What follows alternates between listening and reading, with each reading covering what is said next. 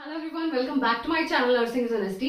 सो इससे previous video में हमने स्टडी किया था नियोनेटल जॉन्डिस के, उसकी डेफिनेशन क्या होती है। बिलिरुबिन लेवल उसमें हाई चला जाता है, इसे हार्ट पर बिलिरुबिनीमिया बोलते हैं, जिसमें ब्लड स्ट्रीम में बिलिरुबिन का लेवल हाई चला जाता है। इसका कोज होता है डिस्ट्रक्शन ऑफ आरबीसीज। आरबीसीज का जो एंड प्रोडक्ट बचता है डिस्ट्रॉय एंड ब्रेकडाउन होने के बाद वो बिलिरुबिन होता है। जितने आरबीसीज डिस्ट्रॉय होंगे उतना बिलिरुबिन का फॉर्मेशन होगा, बिलिरुबिन का लेवल जो है वो हाई चला जाएगा, जिससे स्किन में बिलिरुबिन जो एक पिगमेंट है उसका जो कलर है वो येलोइश होता है। दैट्स वाई हमारी बॉडी जो है, हमारी आईज में स्क्लेरा प्रेजेंट है, वो हमें येलो दिखाई देता है, येलो डिस्कलरेशन स्किन की हो जाती है। सो उसमें हमने ये भी स्टडी किया था वो कितने टाइप्स का होता है एंड उनके क्या कॉजेज होते हैं। तो उसका लिंक मैं डिस्क्रिप्शन बॉक्स में प्रोवाइड कर दूंगी, आप लोग चेकआउट कर लीजिएगा। वो पार्ट 1 ऑफ नियोनेटल जॉन्डिस है। ये है नियोनेटल जॉन्डिस पार्ट 2। ओके, सो इसमें हम देखने वाले हैं इसे हम इस कंडीशन को किस तरीके से हम डायग्नोस कर सकते हैं एंड इसका ट्रीटमेंट हम किस तरीके से करेंगे। सो देखिए, सबसे पहले हम हिस्ट्री कलेक्ट करेंगे, असेसमेंट हम कर रहे हैं। इसमें हमें सबसे पहले हिस्ट्री कलेक्ट करनी है, पेशेंट की हिस्ट्री, जैसे कि फैमिली हिस्ट्री। ठीक है, पहले भी ये ऐसी डिजीजेस फैमिली पे रन तो नहीं कर चुकी है। नेक्स्ट है प्रीवियस ऑब्स्टेटिक हिस्ट्री।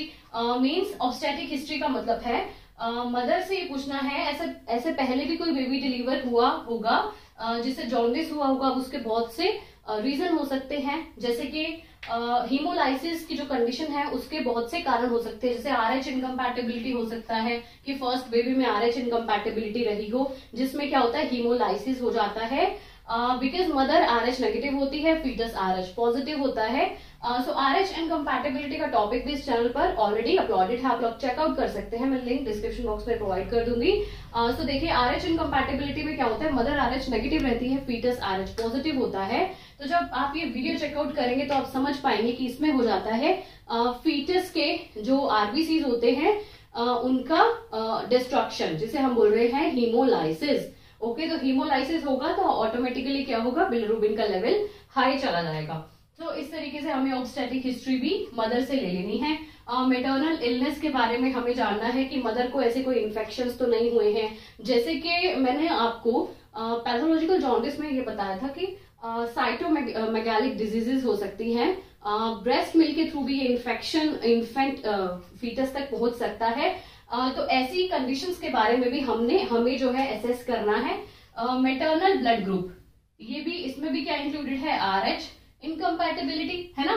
अगर मेटर्नल ब्लड ग्रुप जो है, अगर मदर आरएच नेगेटिव है, फीटस आरएच पॉजिटिव है, तो आरएच इनकम्पैटिबिलिटी हो रही है ना। तो हमें डायग्नोस करना है, हमें कारण पता लगेगा डिजीज क्यों हो रही है, तभी हम उसका ट्रीटमेंट कर पाएंगे। तो डायग्नोस होना बहुत ज्यादा इंपॉर्टेंट है। तो देखिए, मेटर्नल ब्लड ग्रुप भी हम चेक करवाते हैं बिकॉज ऑफ आरएच एंटीजन देखने के लिए कि मदर में प्रेजेंट है या नहीं है, फीटस में प्रेजेंट है, पॉजिटिव है या नहीं है। ओके, नेक्स्ट हम देखते हैं फिजिकल एग्जामिनेशन। फिजिकल एग्जामिनेशन हमें कंडक्ट करना है। फिजिकल एग्जामिनेशन की वैसे तो बेसिक 4 टेक्निक्स होती हैं, बट इसमें जो हम टेक्निक यूज करने वाले हैं वो है इंस्पेक्शन। ठीक है, इंस्पेक्शन टेक्निक का यूज करके हम डायग्नोस करेंगे नियोनेटल जॉन्डिस को। बेसिक 4 टेक्निक्स होती हैं फिजिकल एग्जामिनेशन की, जैसे कि inspection, palpation, percussion and auscultation, जो हम स्टेथोस्कोप की हेल्प से करते हैं। सो इसमें हम देख रहे हैं क्रैमर्स रूल। क्रैमर्स रूल, इसमें जो हम फिजिकल एग्जामिनेशन करते हैं ना उसे हम क्रैमर्स रूल बोलते हैं, जिसमें हम ये देखते हैं कि येलो डिस्कलरेशन प्रेजेंट है या नहीं है। ठीक है, एंड इसमें हम क्या करते हैं ना, नेचुरल लाइट में भी देखते हैं। नेचुरल लाइट में हम स्किन को क्या करते हैं, ब्लांच करते हैं। स्किन को हम ब्लांच करते हैं। ब्लांच का मतलब अपनी फिंगर टिप से स्किन को प्रेस करना, मींस दबाना। तो इस तरीके से हम ब्लांच करके देखेंगे स्किन को। जैसे ही स्किन अपनी पोजीशन में वापस आएगी उस टाइम पे हम देखेंगे कि डिस्कलरेशन प्रेजेंट है या नहीं है, मींस येलोइश डिस्कलरेशन प्रेजेंट है या नहीं है। ओके, क्रैमर्स रूल, यहाँ पे आपको एक इमेज शो हो रही होगी। इसके 5 लेवल्स होते हैं। ठीक है, जॉन्डिस जैसे ही स्टार्ट होता है, ओवरऑल बॉडी पे डिस्कलरेशन दिखाना एकदम से स्टार्ट नहीं होता है। तो लेवल 1, अगर जोन 1 नियोनेटल जॉन्डिस है तो सबसे पहले हमें डिस्कलरेशन शो होगी हेड एंड नेक वाले एरिया में। ठीक है, ये है एरिया ऑफ बॉडी। ठीक है, तो ये एरियाज ऑफ बॉडी है। हेड एंड नेक पे अगर डिस्कलरेशन शो हो रही है तो उसे हम लेवल 1 नियोनेटल जॉन्डिस बोलते हैं।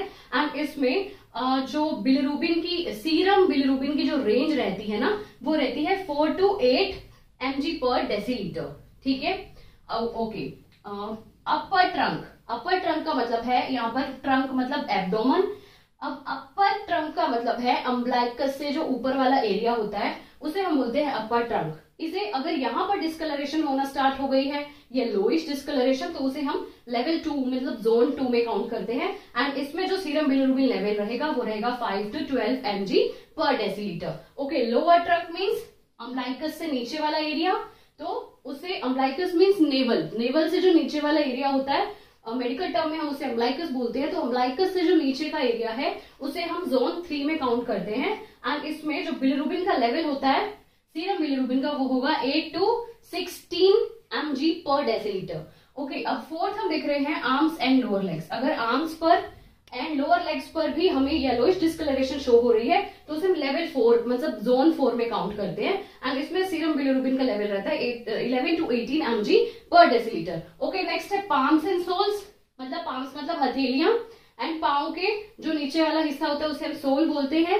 सो पाम्स एंड सोल्स पे अगर येलोइश डिस्कलरेशन हमें दिख रही है तो उसे हम जोन 5 में काउंट करते हैं। एंड इसमें जो सीरम बिलिरुबिन का लेवल है वो या तो 18 से अबव रहेगा या फिर इक्वल रहेगा, इक्वल टू 18 या फिर अबव 18 mg/डेसीलीटर। तो इसे हम क्रैमर्स रूल बोलते हैं। इसके थ्रू भी हम फिजिकल एग्जामिनेशन कर सकते हैं एंड असेसमेंट कर सकते हैं। ठीक है, तो उसी अकॉर्डिंग हमें पता लग जाएगा कि अभी कौन सा लेवल है नियोनेटल जॉन्डिस का। ओके, हम बहुत सी लैबोरेटरी एग्जामिनेशंस भी करते हैं इसमें। लैबोरेटरी एग्जामिनेशंस, अब देखिए अगर RH इनकम्पैटिबिलिटी प्रेजेंट है तो हम उसके लिए कूम टेस्ट करवाएंगे, कूम्स टेस्ट। ठीक है, और इसमें सीरम बिलिरुबिन का लेवल तो हमें चेक करना ही है, तो हम सीरम बिलिरुबिन वाला टेस्ट भी हम इनमें इन्वेस्टिगेशन करवाएंगे, सीरम बिलिरुबिन। ठीक है, सीरम बिलिरुबिन लेवल। ओके, तो देखिए कूम टेस्ट हम क्यों कंडक्ट कराते हैं।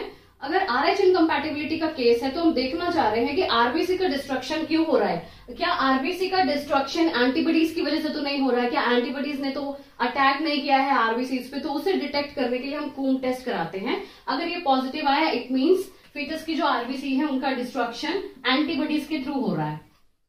ठीक है, तो उसे हम बोलते हैं कूम्स टेस्ट। ये हम RH इनकम्पैटिबिलिटी में भी करवाते हैं, सो इसे आप नोट डाउन कर लीजिएगा। कूम्स टेस्ट बहुत ही ज्यादा इंपॉर्टेंट है। एंड एक और हम लेबोरेटरी इन्वेस्टिगेशन करवाएंगे, G6PD डेफिशिएंसी। ये मैंने आपको कल भी बताया था, मतलब प्रीवियस वीडियो में बताया था। G6PD का मतलब होता है फॉस्फेट डिहाइड्रोजनेज डेफिशिएंसी। एक ऐसा एंजाइम होता है जो हमारे लीवर सेल्स में हेल्प करता है। किस तरीके से हेल्प करता है लीवर सेल्स को, ताकि वो बिलिरुबिन को एक ऐसे फॉर्म में कन्वर्ट कर दे कि वो बाइल के थ्रू एक्सक्रीट आउट हो जाए बॉडी से। तो ये जो एंजाइम है ये वहां पर वर्क करता है। ठीक है, G6PD अगर इसकी डेफिशिएंसी हो गई है तो भी बिलिरुबिन का लेवल हाई चला जाएगा, बिकॉज वो एक ऐसे फॉर्म में कन्वर्ट नहीं हो पाएगा जिसके थ्रू वो बॉडी से एक्सक्रीट आउट हो पाए थ्रू बाइल। ठीक है, तो इसकी अगर डेफिशिएंसी हो जाए उस केस में भी लेवल हाई जाएगा, तो इसकी भी हमें इन्वेस्टिगेशन करानी होगी कि क्या बॉडी में G6PD की डेफिशिएंसी तो नहीं है। ओके, हम इसमें ब्लड कल्चर भी कराएंगे, हेमाटोक्राइट वैल्यूज भी हम इसमें देखेंगे। सो आई होप आपको डायग्नोस क्लियर हो गया होगा। बहुत ही इजी वे में मैंने आपको बताया है। क्रैमर्स रूल भी हमने देख लिया, कूम्स टेस्ट भी हमने देख लिया, हिस्ट्री कलेक्शन भी हमने देख लिया। अब हम देखते हैं न्यूनेटल जॉन्डिस की मैनेजमेंट किस तरीके से करेंगे। अब हम देख रहे हैं मैनेजमेंट ऑफ नियोनेटल जॉन्डिस। इस कंडीशन को हम किस तरीके से मैनेज करेंगे। अगर RH इनकम्पैटिबिलिटी की कंडीशन है, वो एक कारण है अगर बिलिरुबिन के लेवल को हाई रखने के लिए। सो देखिए उसके लिए हम क्या करने वाले हैं ना, मैनेजमेंट का जो एम है वो क्या है। इसमें बिलिरुबिन लेवल हाई है तो एम हमारा यही रहेगा कि सीरम बिलिरुबिन लेवल को हमें रिड्यूस कराना है। एंड प्रिवेंशन ऑफ CNS मतलब सेंट्रल नर्वस सिस्टम की टॉक्सिसिटी जो हो रही थी प्रीवियस वीडियो में मैंने आपको जैसे बताया था, CNS की टॉक्सिसिटी हो जाएगी। जैसे कि उस कंडीशन को हम बोलते हैं कनिएक्ट्रस। ठीक है, तो इसमें क्या होता है ना, टॉक्सिसिटी हो जाती है, वहां पर ब्रेन डिसफंक्शन हो जाएगा जिसकी वजह से, तो ब्रेन डैमेज ना हो, हमें बिलिरुबिन लेवल को लो रखना है उसके लिए कि ब्रेन सेल्स तक ना पहुंच जाए। इतना हाई लेवल हो जाता है कि वो ब्रेन सेल्स तक पहुंच जाता है। ओके, नेक्स्ट है prevention of RH isoimmunization by anti-D gamma globulin. अब देखिए एंटी-डी क्रिएट हो रहे थे RH इनकम्पैटिबिलिटी में, एंटी डी मतलब डी एंटीजन के अगेंस्ट एंटीबॉडीज क्रिएट हो रही थी। अब हम इसके लिए गामा ग्लोबुलिन प्रोवाइड कराएंगे ताकि ऐसा ना हो, आरबीसी की डिस्ट्रक्शन ना हो पाए फर्दर एंटीबॉडीज क्रिएट होने की वजह से। एंड इसे हम कूम्स टेस्ट की वजह से, कूम्स टेस्ट के थ्रू इसे हम डिटेक्ट कर सकते हैं। इसमें हम ब्लड ट्रांसफ्यूजन भी कर सकते हैं। ब्लड ट्रांसफ्यूजन, अगर फोटोथेरेपी के बाद भी हमें लगता है कि जॉन्डिस से जो फीटस है रिकवर नहीं हो रहा है, इसमें हम फोटोथेरेपी भी प्रोवाइड करते हैं। देखिए फोटोथेरेपी का जो प्रोसीजर है, मैं एक सेपरेट वीडियो बना दूंगी फोटोथेरेपी की। इसमें आप इतना जान लीजिए कि फीटस को नेक्ड फीटस को प्लेस किया जाता है, ठीक है, न्यूनेटल इंटेंसिव केयर यूनिट में under blue light very effective होती है। बिलिरुबिन को एक ऐसे फॉर्म में चेंज कर देती है ताकि वो इजीली एक्सक्रीट आउट हो पाए, ठीक है, through bile and through urine, ठीक है। तो बिलिरुबिन का बोल सकते हो एब्जॉर्प्शन कर लेती है ब्लू लाइट। तो फोटोथेरेपी उसे ही बोलते हैं। ब्लू लाइट में फीटस को रखा जाता है, उसका डिस्टेंस रहता है 45 सेंटीमीटर, नेक्ड रखा जाता है, एवरी 2 आवर्स में पोजीशन चेंज करनी होती है, फीडिंग हमें प्रोवाइड करनी होती है। नेक्स्ट इसमें हम बोल सकते हैं कि उसकी जो वेवलेंथ रहती है, फोटोथेरेपी की जो वेवलेंथ रहती है वो कितनी रहती है, 45 to 60 nm की इसकी वेवलेंथ रहेगी। सो आप बोलेंगे तो मैं इसका एक सेपरेट वीडियो बना दूंगी। ये इतना ज्यादा कॉम्प्लिकेटेड टॉपिक नहीं था जितना स्टूडेंट्स इसे समझते हैं न्यूनेटल जॉन्डिस को, क्योंकि ये एक बहुत लेंथी टॉपिक है, दैट्स व्हाई। आई होप आपको आज का टॉपिक क्लियर हो गया होगा। तो इस वीडियो में, इस सेशन में कंप्लीट होता है आपका न्यूनेटल जॉन्डिस का टॉपिक। सो आई होप आपको वीडियो क्लियर हो गया होगा। कोई भी क्वेरीज हो तो प्लीज कॉमेंट ऑन करना, वीडियो को लाइक करना, चैनल को सब्सक्राइब करना, अपने फ्रेंड्स के साथ शेयर जरूर करना। Thanks for watching.